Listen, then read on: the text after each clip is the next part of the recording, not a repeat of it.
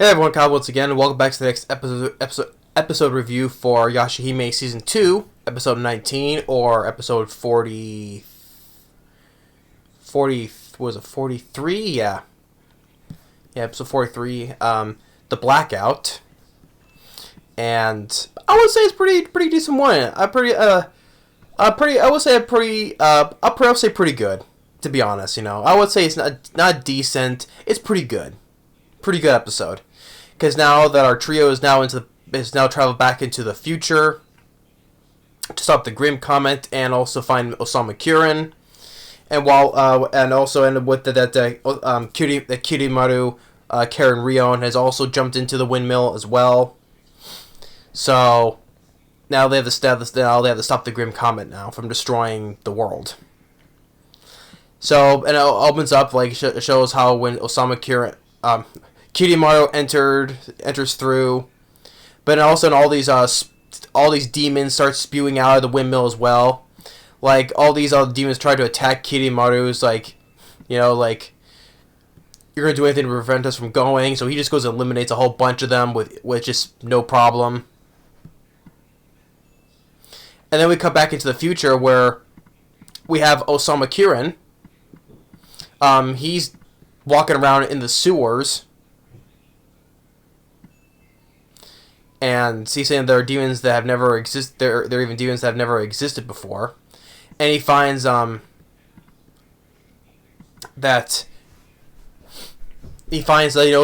demon toads or frogs we saw from back in Inuyasha. They capture they blow these bubbles and they capture the people and basically take their souls or something. We saw back from earlier from Inuyasha. They come out and then Osamu Kirin is like I'm Osamu Kirin. During the day I'm a mild-mannered middle school teacher, but then by night I punish demons who lurk in the shadows. What is this? What is he like? What is he, Batman? I mean he's he's basically like I'm Batman. By day I'm Bruce Wayne. And by night, I'm the Batman. he's kind of doing playing like a superhero monologue, basically. Well, basically, and he ends up flying like Superman later at the end of this episode. So he's basically flying like Superman. So he's like Batman and Superman. But yeah, more of those demon frogs come out, and one of them is wrapped in bandages. And then we have some other demons behind him, and he's like, "Truth is, he tells him I'm the right arm of Kirimaru of the Dawn. And I'm a demon too, so he uses his powers to just eliminate these other demons. And he's like, I'm out of here, but he takes out that one demon the one frog demon that was wrapped in bandages. So he's back on the streets, so he sees that the Grim Comet is getting closer, and that there's a concert happening, And so now Toa, Setsuna, and Moroha, they arrive back through the Tree of Ages with Akiru's pinwheel. And then Mei shows up, how happy to see Toa. Nice sweet moment, with her. And they say, "Oh, you're going to see Mom's concert today?" And then Kagome's mom and Grandpa show up, and they say they're happy to see them return as well. And so are they where? Oh, before they ask a question, even Buyo is happy to see them as well. And yes, even the cat's happy to see them. And that was kind of a weird, out of nowhere weird thing when as soon as Toa picks up Buyo, he goes in and says his name, Buyo.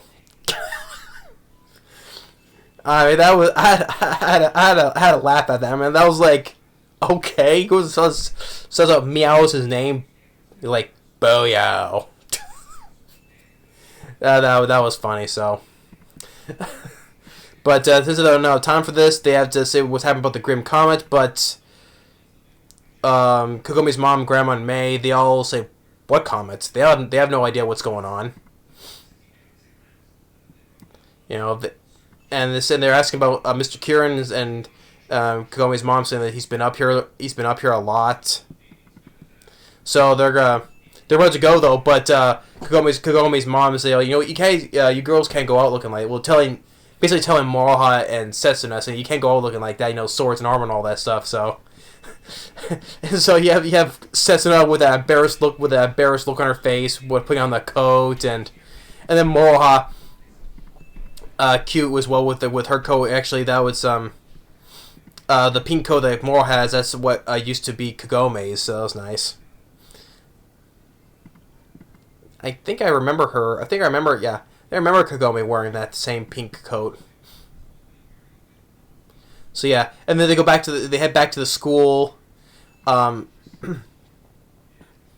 Toa sees some of her class and saying, "Oh, it's Toa. It's been a while," and the fact that, you know, just like how it was from Inuyasha's, like, you know, how was you know, I remember how Grandpa's always been making excuses for Kagome for using all these fake sickness while she's been in the feudal era, you know, skipping school. And same thing here. There's also, because I remember at the same time, at the end, the finale of the season 1 of this, like when Osamu Kirin walked up to Sota and Mei, and he's like, "Oh, how's Toa?" And even Sota did the same thing. He's like, "Oh, her rheumatism." And so even the girls say the same thing. You recover from your rheumatism and neuralgia. And she's like, "Oh yeah, that's right. I'm fine now." So that was fine. Another nice reference. So she goes to see Mr. Kirin, and she's talking about the grim comet, and Mr. Kirin's looking is like, yep, you're half demon as well. So I guess that Osamu Kirin, even though he's the incarnation of Kirimaru, and Kirimaru is looking into the future through him, though. But I guess he doesn't know that there are half demons, though. Like, he doesn't know that there are half demons. So like, Kirimaru can only seek through him in the future, only through him, though. But Osamu Kirin doesn't know that there were half demons. He didn't know anything was going on. But who were the, you know? So he's like, "Oh, you're the ones I sensed last night." And he says, "I was the foreign object in this world. That's why the Grim Comet is coming to the future." So, and at first, you know, like they said they should Moroha and Setsuna saying that they should eliminate Osamu Kirin. And then Osamu Kirin saying, "Oh, I'm so very sorry. This is all because of me." And it's like mostly Kirimaru's right arm doesn't wish for destruction of this world. And the thing is, though, like, towards like this, and from this point on towards the end of this episode, I just assume that that Osamu Kirin is pretty much a good guy. Well, yeah, because, you know, like, he's saying that, you know, he loves this modern world. You know, he loves the humans that are, you know, they built such advanced culture and continues to develop. You know, and they live on this earth. You know, he's fond of humans, kind of a very different perspective what Kirimaru thinks. And you see him, he's taking out demons as well, so, and it says that he wants to help them destroy the Grim Comet. So I think it's just that I'm already assuming that Osamu Kirin is a good guy, that he doesn't want the Grim Comet to destroy the world. You know, he wants, because he likes this modern world, he likes the people. So even Setsuna has a little bit disbelief, though. And even Osamu Kirin, we see more of those demon crows come in. He takes out one, but then the girls take out the rest.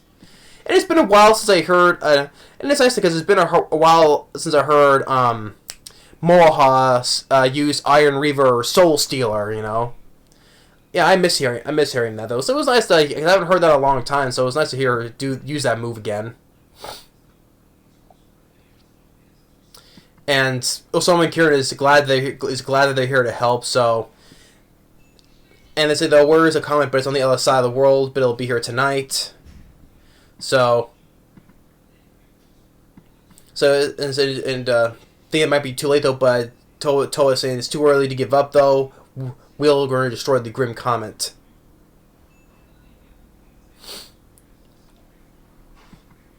And then he, I think, he wasn't recites a line that says, it says, "Man proposes, God disposes.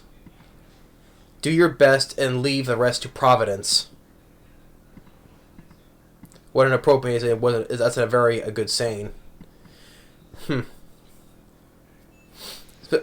So basically, I think he's trying to say is that they'll do whatever they can, though, but he's also saying that, he think they'll try to do whatever as much as they can, though, and then, like, the rest is up to God, I think. I think that's what he gets by saying that, like, God, man proposes, God disposes. Leave the rest to Providence, so I think that's what he means. Like, we'll try to do the best we can, though. If not, then the rest is up to God, I think. And he says, "It seems like none of you will be able to fly, because you'll only be able to reach it with your weapons."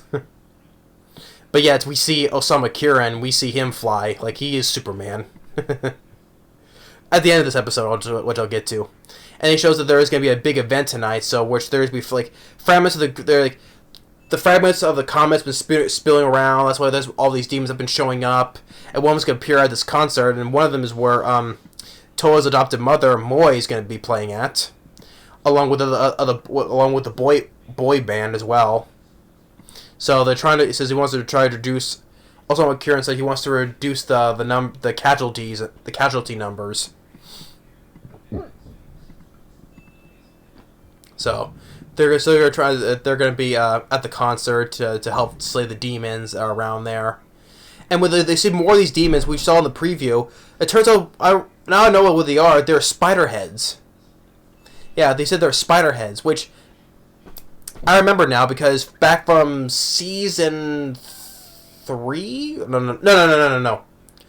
It was back in the first season. It was back during the first season. It was the first time when Kagome sees Inuyasha change become human through the new moon for the first time. She sees him that way, and these spider heads show up, and the leader is one big spider head which tried to use to get to the sacred jewel shards.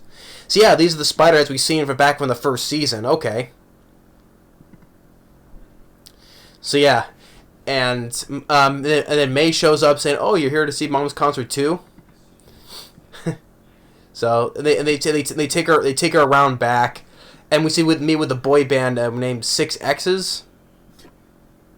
6X's. Is that supposed to be a reference to the band Six Tones? Sang from the intro for the first season, and there's recently this new intro for the last one. Is that supposed to be a reference to Six Tones? I think. I don't know. Yeah, but we see the boy band, and we see that one guy that May liked, Julian.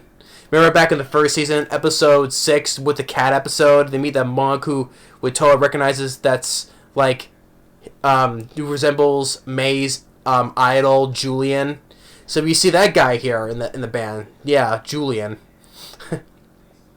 And then Moi's there, and so the girls are there, and so it's Julian.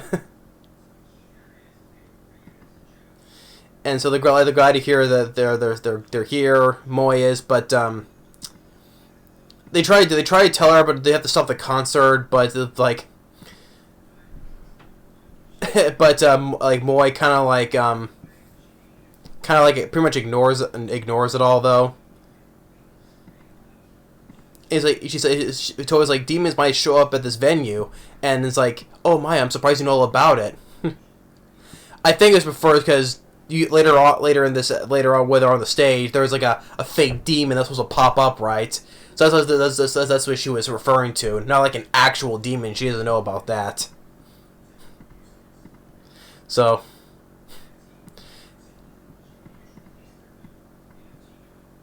And then they call Osamu Kirin, saying that Mr. Kirin, that they have to protect everyone ourselves. So, and then we hear Kirimaru's voice say my right arm," and then he's like this, Because when he speaks to him, I guess it causes his head to hurt. So the night of the concert, they dispose of some more demons. The band plays, and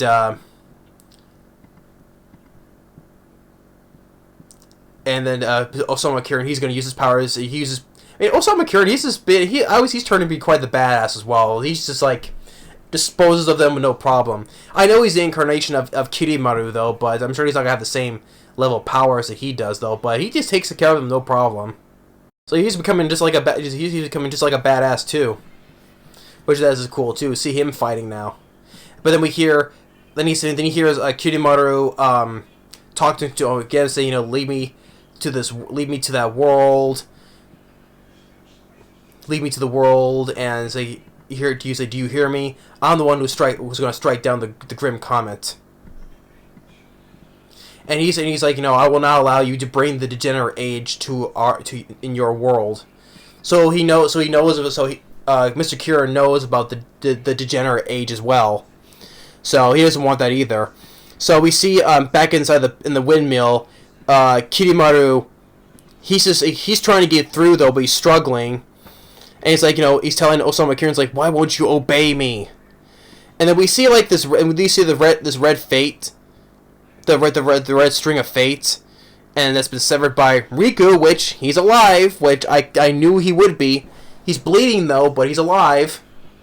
Which I gotta say, yes, I knew that he would not die that easily, which I'm glad for. I already knew that he wasn't gonna die, because it would have been such a shitty end to a good character. So I knew they wouldn't end it like that. So at least, yes, he's alive, but he's still bleeding though. And he's like, I'm not gonna let you take Toa as a vessel for Rion.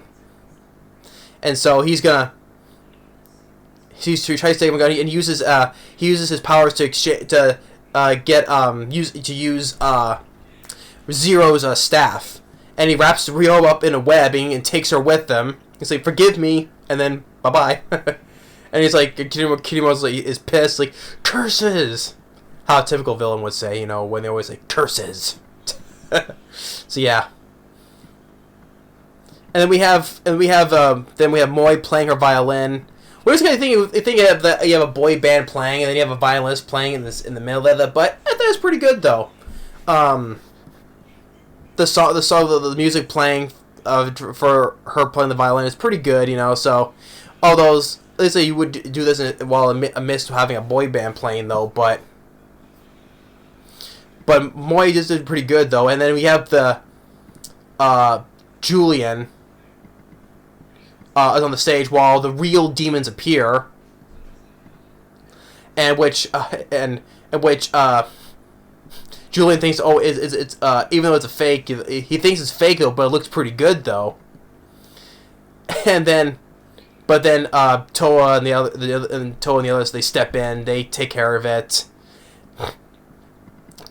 But Moi's like, while she's playing her violins, like, oh, Toa and the others are giving us such a surprise performance, because they have no idea about demons that are in this world, so they think, oh, it's just an act, you know. So, and then Sesame just uses her cyclone burst, just push that one away while they go out there. And then that's when that one fake demon, that one fake inflatable demon shows up. So they take in more of the spider heads, and also Mr. Kirin, he's just watching as the girls are fighting, and first she sees Moha using her secret arrow, and he's like, that secret arrow, isn't she the descendant of the legendary priestess? Hence, maybe I think she's referring to Kikyo, or she's referring to Kagome. I think he's referring to Kikyo, I think. And then Sessa's using her skirt of swallows, and he's saying, now he's saying that Naganaga hides incredible power, doesn't it? And then that's when Toa pulls out her Zenzakian again, take care of that demon, even though Toa's said Sessa told her not to use it though, but and then that's when Mr. Kirin saying, oh, that's the Zenzakian, the Kokyon that absorbs that demon power. And he's like amazed, you know. He's like so amazed and happy. He's like, I've gained such formidable retainers. So the concert was a success, and Mr. Kirin applauds the girls for their help. And now the Grim Comet is close now. It's very, very, very close now just almost about to crash into the Earth. So, but the thing is, though, nobody sees it. It's only them who can see. It's only them who can see the comet, though. So basically, yeah, only Mr. Kirin and the girls are the only ones who can see it. But it's like it's an invisible threat to the rest of the world because they won't know what hit them. So they'll all die without knowing what really hits them. So they have no choice but to go destroy the Grim Comet. And I think we see Osamu Kirin just fly to the Tokyo Tower like Superman. That's what I mean by I said earlier. Yeah, he's becoming a real badass. Like he has. Well, because it makes sense because Kirimoto can fly too. So why not Osamu Kirin fly? And so they're ready to destroy the Grim Comet, and then Osamu Kirin's like, "Come on, let's go!" So they're all standby, ready to destroy the comet and protect the world. And he ends with that nice shot with the Grim Comet closing in with the Tokyo Tower as well. So yeah, I would say, like I said, I did assume that Osamu Kirin or Mr. Kirin. He's pretty much a good guy. He wants to protect this world, and basically, it's just disobeying Kirimoto, kind of like betraying him. He's like, why won't you obey me? Because it was like he likes this world, he likes the humans and the stuff they do, and he likes it, and he's badass, taking care of the demons, and he can fly too. So yeah, so I would say that Mr. Kirin is a good guy. Despite being an incarnation, the right arm of Kirimoto, I would say that he's pretty much a good guy, helping the girls out. I would say he's a good guy now. And then it was like Riku, he's still alive, thank God, because I knew he would not die off that easily. He takes Rion away from Kirimoto, and now we're supposed to wait to see it on the next episode now. So yeah, I would say I would say decent episode. Now I would say it's a very good episode. Yeah, I take that back. It's a very good episode. I take that back. It's a very good episode. Osamu Kirin, he's proven to be a badass now. Just like Riku, he's proven to be a badass too. Yeah, and it's nice that the whole concert didn't take too much though. It was just pure narrative than take care of the demons. It's like how. Oh well, it kind of referenced like during the Culture Festival back in Inuyasha of season 6. Yeah, when Kagome, at her school, like some demons came out, and it was Inuyasha find the demons there. And there was even that point, kind of the same thing. It was kind of like the same thing. Kind of the same thing when they were having that play, and like with Hojo and then Inuyasha. It was kind of playing up similar to that though, which that was kind of funny too. So, but yeah, and seeing Julian, the idol that May liked, the kind of how resembled from the monk from back in episode 6, the first season. So nice we get to see that character and so much. I think the boy band's kind of 6 axis. Isn't that kind of resembling 6 tones? The band 6 tones. It has to be. So. But yeah, and so the Grim Comet is just very close to destruction, so they have to destroy it before Kirimoto does. So, but yeah, I would say the Blackout episode 19 or 43. It was another good episode. I would give it that. Yeah, and also Mr. Kirin, he's proven to be a badass. Well, so yeah. But and also seeing those spider heads too as well. Another creature reference back from the first Inuyasha. So.